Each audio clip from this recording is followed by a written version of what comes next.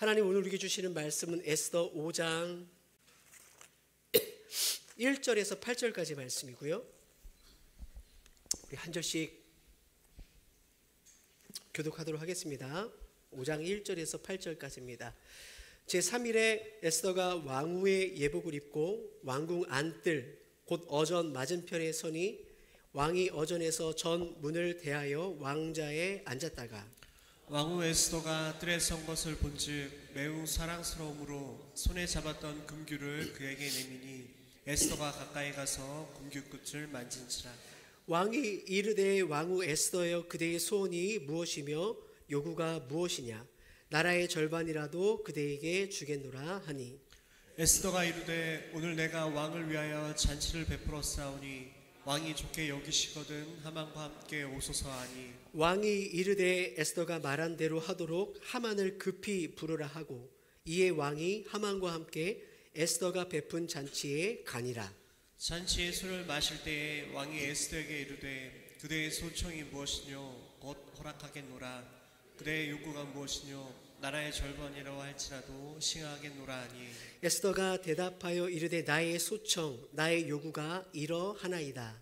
내가 만일 왕의 목전에서 은혜를 입었고 왕이 내 소청을 허락하시며 내 요구를 시행하시기를 좋게 여기시면 내가 왕과 하만을 위하여 베푼 잔치에 또 오소서. 내일은 왕의 말씀대로 하리이다 하니라. 아멘. 오늘 말씀의 제목은 왕후의 예복을 입고 왕 앞에 서니라는 말씀의 제목으로 은혜를 나누겠습니다. 함께 인사 나눌까요? 한 주간 잘 지내셨습니까? 네, 수고 많으셨습니다. 네, 저희가 원래 일부 예배 때 계속 오셔서 인사를 못 시켜드렸는데 우리 조정희 집사님이랑 그 언니분이 오늘 예배에 참석하셨습니다. 아직 등록은 안 하셨어요. 제가 편하게 하시라고 했는데 오늘 인사하면 등록할 줄 믿고 잠시 일어나 주겠어요? 박수로 환영하겠습니다. 우리 조정희 집사님 언니, 네, 환영합니다. 많이 놀라셨죠? 네, 원래 급하게 이렇게 하는 겁니다. 네. 사진 하나 보여주시죠. 뉴질랜드 오달라따리의 지폐를 보면 한 산악인의 얼굴이 새겨져 있어요. 그의 이름은 에드먼드 퍼시벌 힐러리라는 사람이에요. 세계 최초로 히말라야를 정복한 산악인입니다. 그런데 이 에드먼드 힐러리도요, 처음부터 그렇게 성공적인 등반을 한 것은 아니었어요. 1952년에 오랜 시간 동안 훈련하고 노력하고 팀을 꾸렸는데 그만 등반에 실패하고 맙니다. 네, 큰 좌절을 겪죠. 실패한 후에 한 영국 단체로부터 이 사람을 초청을 합니다. 에베레스트 산이 그때까지만 해도 아무도 정복하지 못했으니까 얼마나 위험한지 그 경험을 좀 이야기해달라 이렇게 초청을 받았어요. 그는 강연에서 얼마나 그 산이 험준하고 정말로 정복하기 어려운지를 사람들에게 자세하게 설명해 줍니다. 그때 한 강의를 듣고 있던 한 사람이 그에게 이렇게 질문을 해요. 그렇게 정복하기 힘들고 어려운 산이라면 다시는 정복하지 않겠네요. 다음 거 하나 보여주시죠. 그때 그는 상기된 얼굴로 지도에 나타나 있는 에베레스트 산을 가리키며 이렇게 답을 했다고 합니다. 넘겨주시면 아니요, 나는 반드시 다시 등반할 겁니다. 첫 번째는 실패했지만 다음번에는 무슨 일이라도 꼭 성공할 겁니다. 그러면서 이런 이야기를 했어요. 에베레스트 산은 이미 자랄 대로 자랐지만 나는 계속해서 자라고 있기 때문입니다 라고 말했다고 합니다. 그리고 정말로 그는 자랐습니다. 더 많은 시간에 훈련을 했겠죠. 그래서 세계 최초로 에베레스트 산을 정복한 사람이 되었다고 합니다. 저는 이러한 내용의 이렇게 기사를 좀 보면서 우리의 삶과 또 믿음을 갖고 신앙생활하는 우리의 삶이 이와 비슷하다라는 생각을 합니다. 성도들, 우리는 처음에 신앙과 믿음을 갖고 신앙생활을 시작하죠. 근데 그 처음에는 분명히 넘어지고 실패하고 두려움 많은, 주저하는 그런 어린아이 같은 믿음으로 우리가 다 시작을 합니다. 그죠? 처음부터 막 대단한 믿음의 사람은 없는 거죠. 그런데 그렇게 어린아이 같은 신앙으로 시작을 했을지라도 그 누구도 어린아이처럼 머물러 있지는 않는다라는 거예요. 에베소 4장 13절 15절 말씀, 주님께서 우리에게 이렇게 말씀하셨습니다. 한번 말씀을 천천히 생각하면서 함께 읽어보도록 하겠습니다. 시작. 우리가 다 하나님의 아들을 믿는 것과 아는 노래가 되어 온전한 사람을 이루어 그리스도의 장성한 분량이 충만한 데까지 이르리니 이는 우리가 이제부터 어린아이가 되지 아니하여 온갖 교훈의 풍조에 밀려 요동하지 않게 하려 함이라. 오직 사랑 안에서 참된 것을 하여 범사에 그에게까지 자랄지라. 자, 성경은 분명하게 우리에게 이야기합니다. 그죠? 우리에게 주신 이 영원한 생명과 복음의 능력은 우리로 하여금 어떻게 하냐면 자라나게 한다라는 거예요. 자라나게 한다라는 거예요. 그러니까 우리가 신앙생활을 하면 할수록, 내가 교회를 다니고 예수님을 믿는 해가 늘어날수록 우리의 믿음은 분명하게 자라나는 거죠. 그죠? 어린아이 같은 모습으로 시작을 했지만 거기서 머무르지 않고 성숙한 믿음의 사람으로 변해가는 거예요.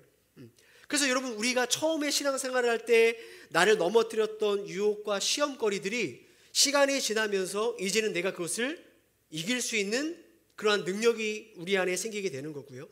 예전에는 어떤 자그마한 세상의 어려움 가운데 막 휘청였던 그런 삶의 문제들이 내가 이제는 더 이상 떠밀리지 않고 요동하지 않는 일들이 우리의 삶에 분명하게 나타나게 된다라는 거예요. 왜 그렇습니까? 왜 그것이 나타나야 될까요? 우리 안에 있는 이 복음은요, 여러분, 어떠한 이론과 사상이 아닙니다. 우리에게 주신 이 복음은 이론과 사상이 아니라 분명하게 우리 안에 생명이 되어지고 분명하게 우리 안에 능력으로 역사하기 때문에 그래요. 그래서 우리는 과거에 실패했던 일들, 그리고 지금 내가 두려움에 떠는 그 어떠한 일들, 거기에 머물러 있지 않고 계속해서 우리는 뭐 하는 거예요? 도전할 수 있는 거죠. 에드먼드의 말처럼 그 산은 그대로지만 나는 자라난다 라는 그 말처럼 나를 두렵게 했던 그 일은 그대로지만 저와 여러분은 믿음 안에서 계속 자라기 때문에 도전할 수 있는 거예요. 여러분, 그렇게 본다면 오늘 에스더가 이러한 신앙의 성장들을 우리에게 너무나 잘 보여주고 있다는 생각이 듭니다. 처음에 모르드게가 에스더에게 편지를 쓰잖아요. 너 왕 앞에 나가 유다 민족을 구원해달라고 요청해라. 그 도전 앞에 에스더가 어떻게 했습니까? 두려워 떨었죠. 그 일을 내가 할 수 있을 거라 생각하지 못했습니다. 왜냐하면 아하수에로 왕은 에스더에게 있어서 도저히 자신의 힘으로 정복할 수 있는 마치 에베레스트 산과 같았다는 거예요. 그래서 그녀는 어떻게 합니까? 주저앉죠. 실패합니다. 포기합니다. 도전하지 않았다라는 거예요. 그런데 어떻게 되죠? 에스더는 하나님 앞에 기도하기 시작합니다. 중보자가 생기기 시작해요. 하나님 앞에 머물수록, 기도할수록 그렇게 높아 보이던 왕에 대한 두려움이 조금씩 사라지기 시작합니다. 여전히 아하수에로는 강해요. 여전히 높은 산과 같아요. 그러나 왕을 대하는 태도는 바뀝니다. 그녀의 이러한 변화를 잘 고백해 주는 게 바로 그거 아니에요? 죽으면 죽으리라. 무슨 말일까요? 도전하겠다라는 거죠. 예전에 내가 실패했지만, 주저앉았지만 이제 내가 도전하겠다라는 것입니다. 어떤 일이 일어나고 있는 거예요? 에스더의 믿음이 자라고 있었다라는 거예요. 눈에 보이는 아하수에로 왕보다 더 크신 하나님이 이제 조금씩 믿음이 자라면서 보이기 시작하는 거예요. 그리고 왕 앞에 나아갑니다. 사랑하는 성도님들, 오늘 저와 여러분의 삶을 가만히 보면 크고 작은 문제들이 얼마나 많이 있어요. 때로는 이 아하수에로 왕처럼 정말 높은 산처럼 절대로 내가 도전할 수 없는, 그 앞에 떨면 포기하고 두려울 수밖에 없는 그런 모습들이 얼마나 우리 안에 많이 있습니까? 그러나 성경은 오늘 에스더를 통해서 오늘을 살아가는 에스더 저와 여러분에게 분명한 교훈을 주고 있다는 거예요. 하나님께서 오늘 우리에게 주시는 은혜와 교훈을 함께 나누는 그런 시간이 됐으면 좋겠어요. 첫 번째, 오늘 말씀을 통해서 주님께서 우리 주신 교훈은 뭐냐? 기도했다면 왕 앞에 나가라는 거예요. 다른 말로 기도했다면, 하나님의 은혜를 구했다면 삶의 문제에 도전하라는 것입니다. 자, 우리가 지난주에 살펴봤었죠. 3일의 금식 기도를 통해서 에스더는 하나님의 은혜를 구합니다. 그리고 3일의 기도가 끝나고 에스더는 어떻게 행동하죠? 오늘 5장 1절 말씀이에요. 자, 에스더가 어떻게 행동하는지를 한번 읽어보겠습니다. 시작. 제3일에 에스더가 왕후의 예복을 입고 왕궁 안뜰 곧 어전 맞은편에 서니 왕이 어전에서 전문에 대하여 왕좌에 앉았다가. 자, 에스더를 표현하는 게 뭐냐면 왕후의 예복을 입고 어전 맞은편, 즉 왕 앞에 섭니다. 예복을 입었다라는 이 표현을 한번 생각해 보세요. 사실 왕 앞에 설 때 예복을 입는 것은 너무나 당연한 표현입니다. 근데 왜 당연한 이 일을, 당연한 표현을 왜 왕후의 예복을 입었다라는 걸로 기록을 하고 있을까? 이건 지금 뭐냐면 에스더가 바로 그 전까지만 해도 기도의 자리에서 기도의 옷을 입고 하나님께 기도했다라는 거죠. 그런데 이제는 기도가 끝났을 때 그 자리에서 일어나 기도의 옷을 벗고 자신이 원래 있었던 자리, 왕후의 자리로 돌아갔다는 표현이에요. 즉 자신의 일상으로 돌아갔다는 것입니다. 그리고 바로 이어서 어떤 표현이 있습니까? 어전 맞은편의 손이. 그러니까 왕후의 예복을 입고 일상의 자리로 돌아간 것뿐만 아니라 지금 그녀가 가장 두려워하는 게 뭐예요? 피하고 싶고 마주하고 싶지 않았던 게 바로 아하수에로 왕 아니에요? 그 두려움의 문제 앞에 지금 그녀가 섰다라는 거예요. 여러분, 예복을 입고 왕 앞에 섰을 때 어떤 일이 일어나는가? 자, 2절 3절 말씀 함께 읽어보겠습니다. 시작. 왕후 에스더가 뜰에 선 것을 본즉 매우 사랑스러움으로 손에 잡았던 금규를 그에게 내미니 에스더가 가까이 가서 금규 끝을 만진지라. 왕이 이르되 왕후 에스더여, 그대의 소원이 무엇이며 요구가 무엇이냐? 나라의 절반이라도 그에게 주겠노라 하니. 자, 왕이 에스더가 자기 앞에 선 것을 보고 매우 사랑스러웠다. 지난주에 말씀드렸죠. 헨이라는 단어, 하나님의 은혜를 뜻하는 이 헨이라는 단어를 사용하고 있죠. 그러니까 에스더가 왕 앞에 섰을 때 이 하나님의 은혜, 이 헨의 역사가 시작되는 거예요. 금규를 에스더에게 내미는 일들. 내 소원이 뭐냐? 나라의 절반이라도 주겠다. 이 기적과 같은 일들이 지금 에스더 앞에 펼쳐지고 있다라는 거예요. 성도님 잘 보십시오. 성경에서 지금 우리에게 무엇을 이야기하냐? 자, 에스더가 하나님 앞에 은혜를 구하며 기도하는 그 기도의 일과 하나님이 그 기도를 들어주셔서 어떻게 은혜를 시작하시는지를 이 두 개를 지금 우리에게 보여주고 있는 거예요. 에스더가 기도를 마치자마자 갑자기 아하수에로 왕이 유다인을 죽여라 라는 조서를 바꾼 것이 아니죠. 그죠? 에스더가 기도를 끝나자마자 갑자기 신하가 달려와서 30일 동안 찾지 않았던 에스더를 왕이 찾습니다. 이런 일도 일어나지 않았습니다. 하만은 여전히 기세등등해요. 하만이 갑자기 죽을 병에 걸린 것도 아니었어요. 3일을 금식 기도했어요. 온 유다인들이 기도했어요. 그런데 달라진 건 아무것도 없어요. 변하지 않습니다. 마치 3일 동안 에스더가 기도하고 온 유다인들이 금식했던 그 기도가 정말 쓸데없는 짓처럼 보이는 거 아니에요? 헛수고한 거 아니에요? 아무 일도 일어나지 않았잖아요. 그런데 언제 하나님의 그 기도에 응답해 주시는가예요? 언제 이 꽉 막혔던 문제가 풀어지기 시작하는가? 기도를 마치고, 그죠? 왕후의 예복을 입고 자신의 일상의 자리로 돌아갔을 때 하나님은 뭐예요? 거기서 일하기 시작한다라는 거예요. 그죠? 마주할 수 없는, 피하고 싶은 그 왕 앞에 섰을 때에 하나님의 그 은혜의 역사가 그때 시작하는 거예요. 뭘 이야기합니까, 성도님들? 하나님께 기도했다면, 내 삶에 은혜를 주십시오 하나님께 기도하고 요청했다면 기도의 옷을 벗고 내가 입어야 하는 예복, 일상의 자리로 나가야 된다는 거예요. 계속 기도의 자리에 머물 필요는 없다라는 거예요. 나를 실패하게 하고 두려워하는 그 문제, 도전할 수 없는, 엄두조차 하지 않는 그 문제 앞에 여러분 다시 서라는 거예요. 그래야 길이 열리죠. 그래야 하나님의 헨의 역사가 시작되는 거예요. 성도님들, 하나님의 은혜가 정말 내 삶에 역사하기를 원하십니까? 네. 그렇다면 뭐 해야 되냐면 반드시 우리에게는 기도가 필요합니다. 여러분 믿으십니까? 그러나 그 기도를 한 것뿐만 아니라 그 기도의 응답이 어디서 일어나는 거예요? 기도의 응답은요, 기도의 자리에서 일어나는 게 아니에요. 내 삶의 자리, 그 현장에서 일어나는 거예요.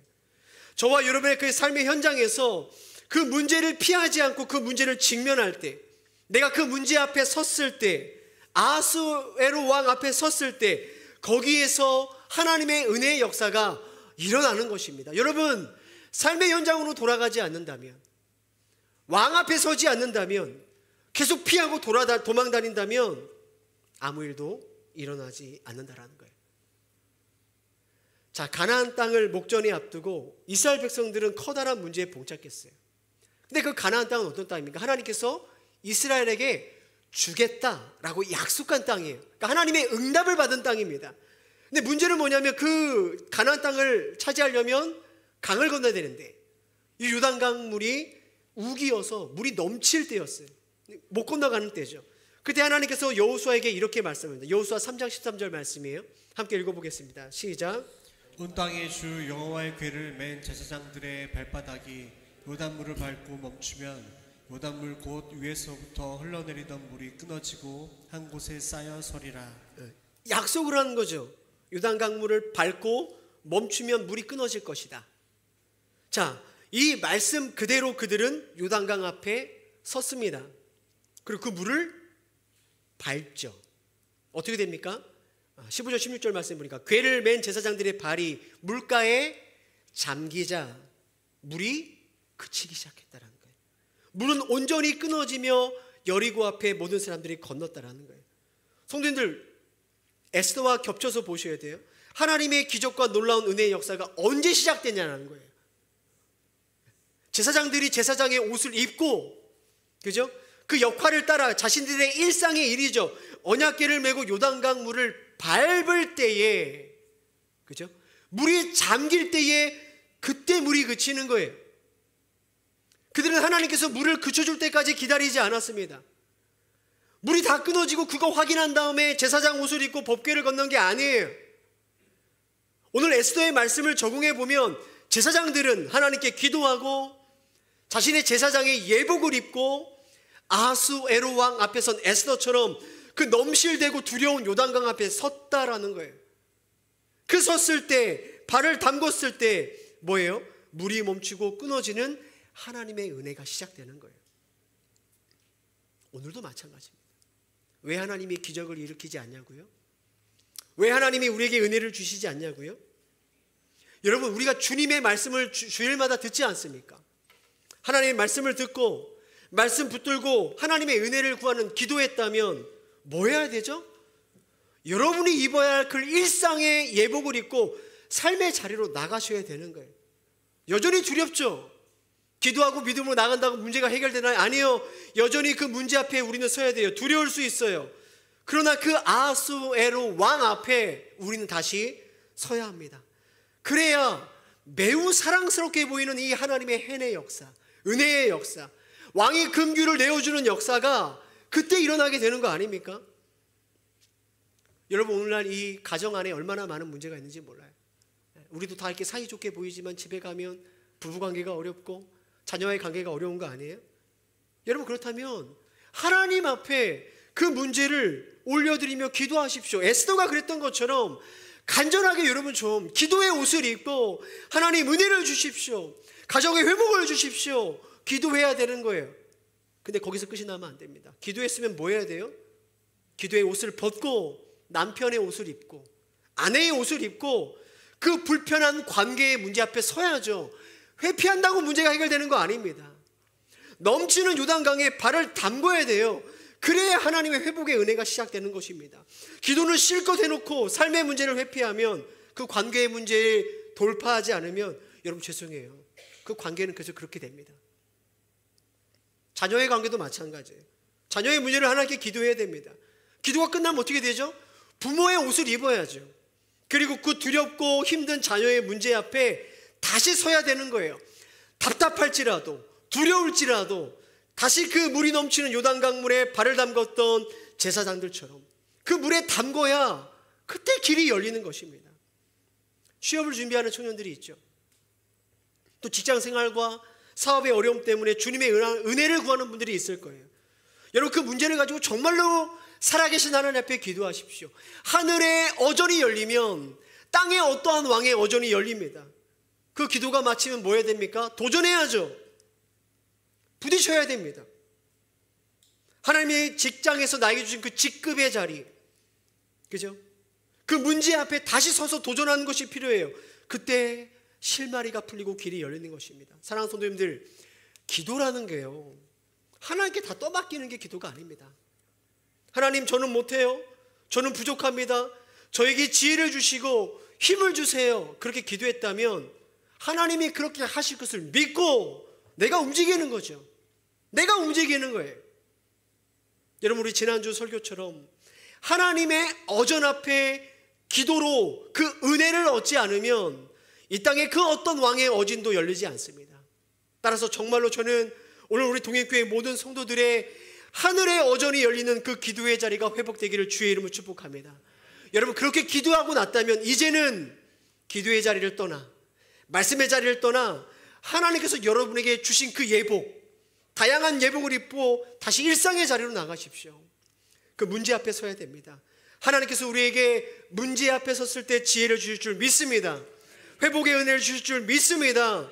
두려운 아하스에로 왕의 마음을 변하게 되는 역사가 나타날 줄 믿습니다. 여러분이 서야 될 그 삶의 자리는 어떤 자리입니까? 여러분에게 두려움을 주고 회피하고 싶은 그 삶의 문제는 어떤 문제입니까? 여러분, 기도하셨다면 일어나십시오. 하나님께서 여러분에게 주신 그 일상의 자리로 돌아가십시오. 문제 앞에 서십시오. 너는 그대로이지만 나는 주님 안에서 계속 자란다. 이 믿음의 고백으로 그 산을 오르는 은혜가 있기를 주의 이름으로 축복합니다. 하나님께서 우리의 삶에 어떤 은혜를 주시는지, 어떻게 이 땅의 왕의 마음을 바꾸고 가시는지, 어떻게 여러분 두려움 가운데 있는 그 요단 강물을 끊으시는지, 하나님의 일하심을 경험하게 될 수 있는 저와 여러분 되어지길 주님의 이름으로 축복합니다. 따라해 봅시다. 기도했으면 움직여야 합니다. 다시요. 기도했으면 왕 앞에 서야 됩니다. 그러한 은혜가 있기를 다시 한번 주의 이름으로 축복합니다. 자, 두 번째로 오늘 우리가 말씀을 통해서 무엇을 깨닫느냐? 자, 하나님께서 일하시는 것을 믿는 에스더가 어떻게 이 일들을 지혜롭게 풀어가는지를 우리가 볼 수 있어요. 자, 왕후의 예복을 입었어요. 왕 앞에 섰어요. 놀라운 은혜가 내려집니다. 자기는 3일 동안 온 유다인과 함께 금식하며 기도했어요. 금규를 받았으면 좋겠습니다. 근데 왕이 선뜻 금규를 내줄 뿐만 아니라 네 소원이 뭐냐? 나라의 절반까지 주겠다.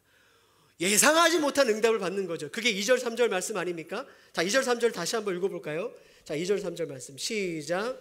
왕후 에스더가 들의 선 것을 본즉 매우 사랑스러움으로 손에 잡았던 금규를 그에게 내미니 에스더가 가까이 가서 금규 끝을 만진지라.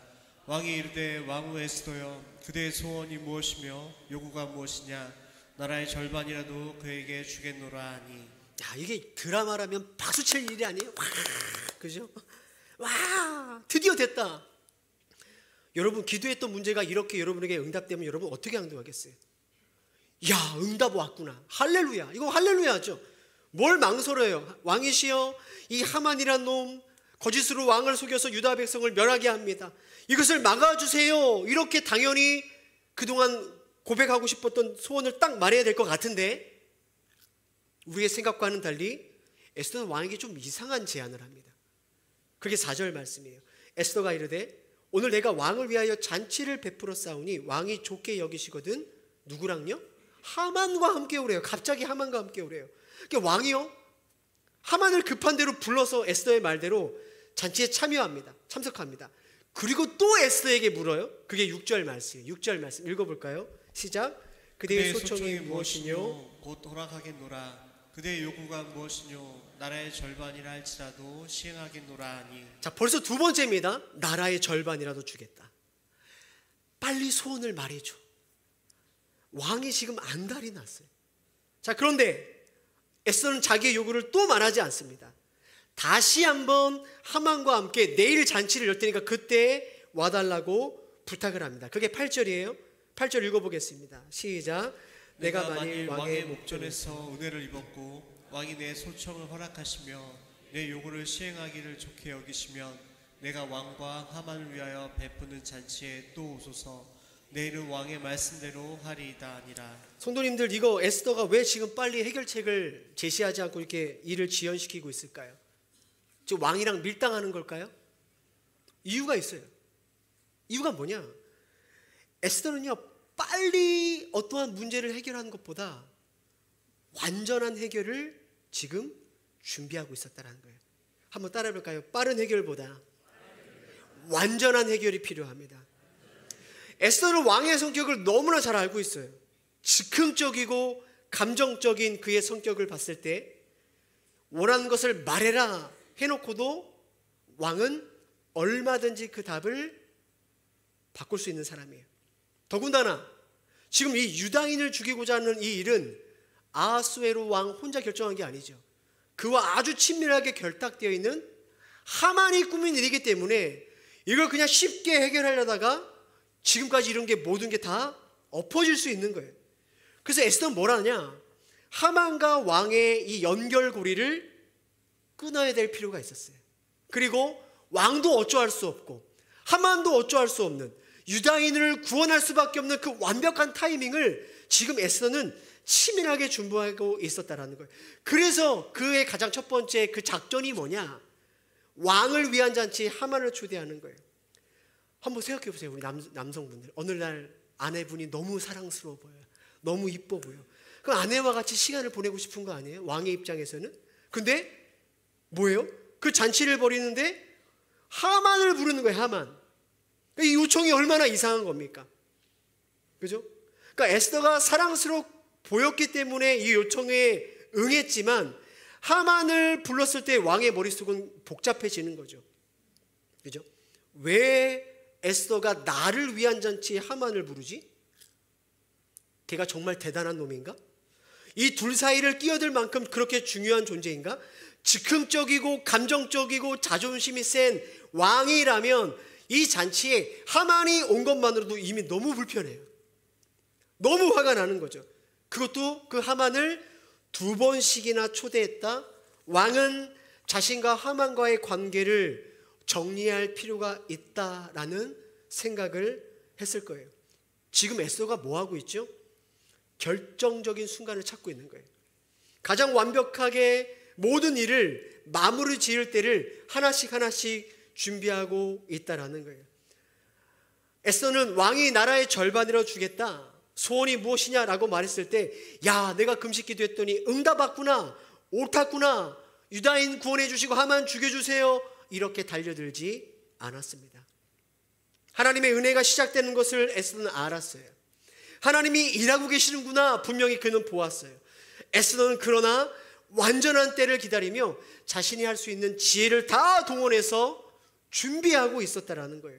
성도님들, 우리는 때로 말씀의 자리에서 은혜를 받고 또 기도의 자리에서 확신을 얻게 된다 싶을 때 가끔은 바로 어떤 중요한 일을 빨리 결정하고 싶은 충동을 느낍니다.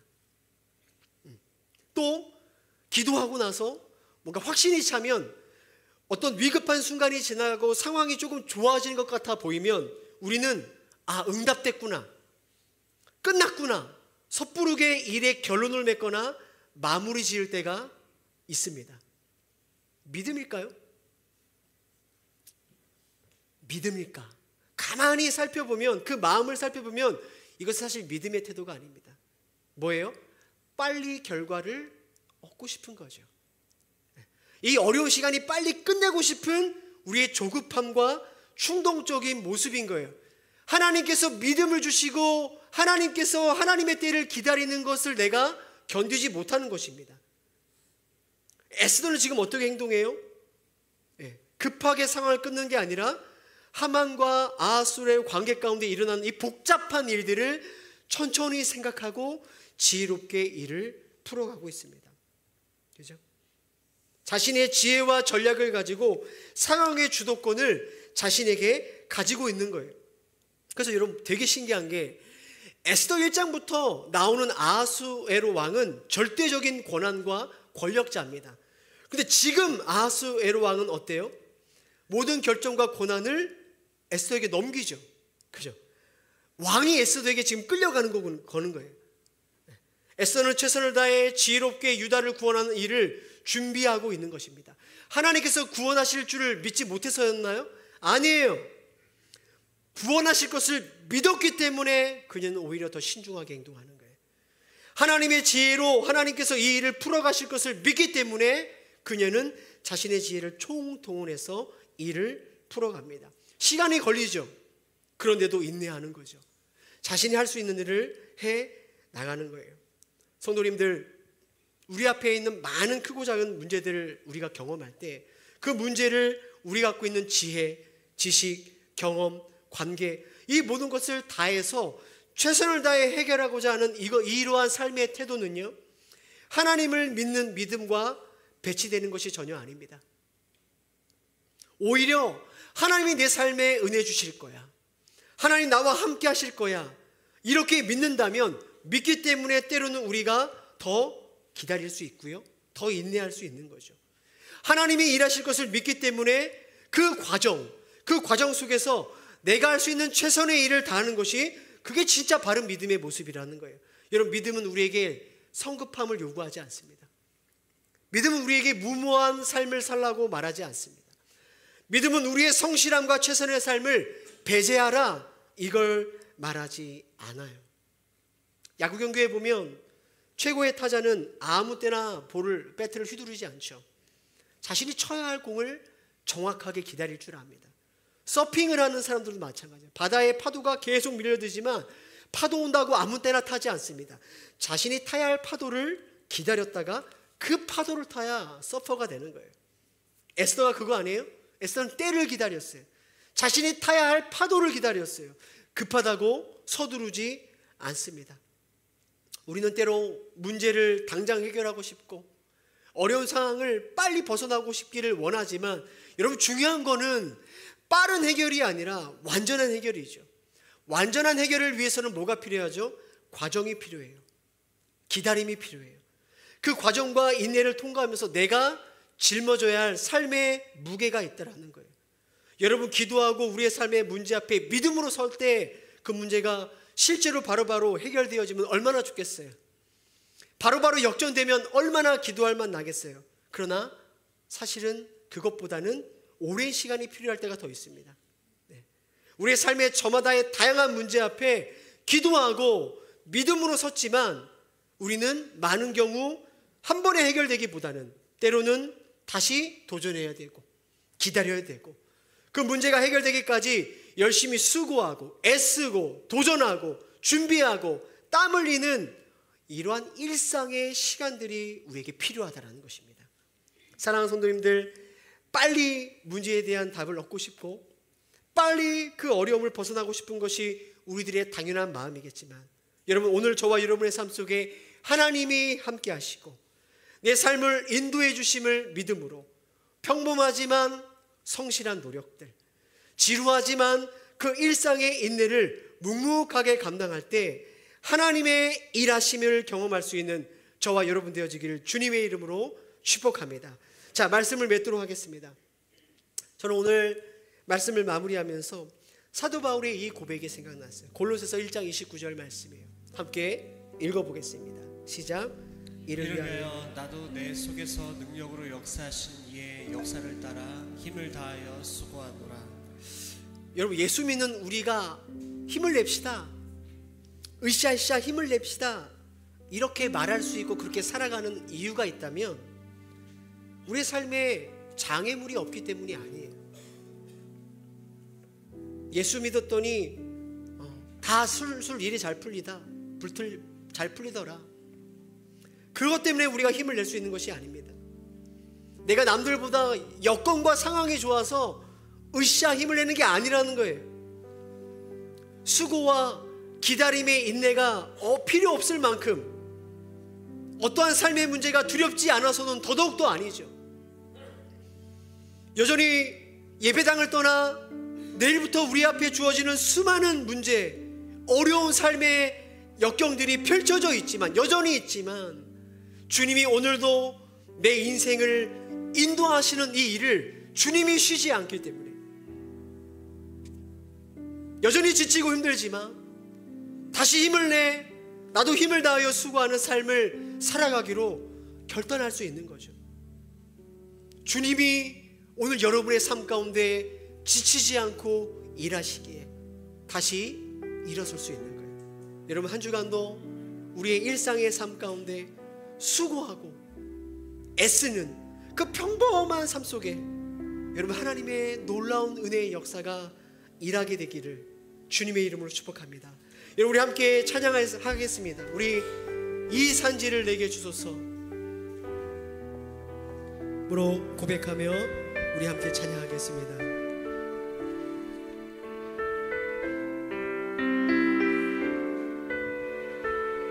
주님이 주신 땅으로, 주님이 주신 땅으로 한 걸음씩 한 걸음씩 나아갈 때에 수많은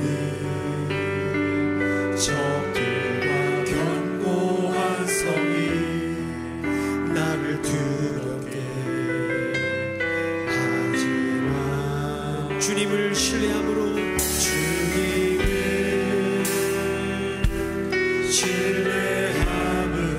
주님을 의지함으로,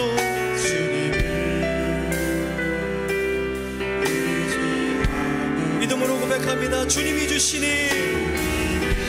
아멘. 주시는 담대함으로 큰 소리 외치며 나아가네. 이 산지를 주님 내게 주소서. 그날에 주께서 말씀하신 이제 내 주님의 이름으로 그 땅을 취하리니, 그 땅을 취하리. 이 산지를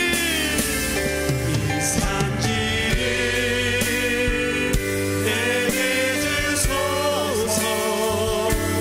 그날에 주께서 말씀하신 주님 주의 말씀을 의지하며 나아갑니다. 이름으로 그 땅을 취하리. 우리 함께 기도합시다. 주님, 정말로 오늘 우리들의 삶에 너무나 많은 어려움들이 있습니다. 우리의 힘으로만 애쓰고 우리의 능력을 의지하는 삶이 아니라 정말로 하나님을 의지할 수 있는 우리의 기도의 자리가 가장 먼저 회복되게 하여 주옵소서. 하나님, 기도했다면 주님을 의지함으로, 주님을 신뢰함으로 내 삶의 자리, 그 문제 앞에 다시 서는, 그 문제 앞에 도전하는 용기와 믿음을 우리 가운데 허락해 주옵소서.